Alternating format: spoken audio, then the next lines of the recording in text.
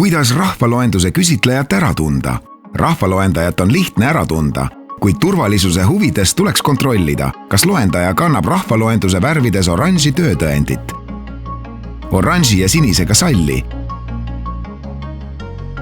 külmema ilma puhul kindaid ja lisaks ka oranži helkurit. Rahvaloenduse küsitleja võtab ühendust ainult nende inimestega, kes kuuluvad kohustuslikku juhuvalimisse ja kes ei vastanud ise e-ankeedile. Esimese pöördumise teeb loendaja telefonitsi. Kui aga siiski inimest kätte ei saada, siis viib loendaja aadressile veel lisateatise ja viimasel võimalusel teeb kodukülastust. Rahvaloenduse küsitlejad ei küsi sinu pangakonto infot, ühtegi PIN-koodi ega palu sul teha rahalist ülekannet.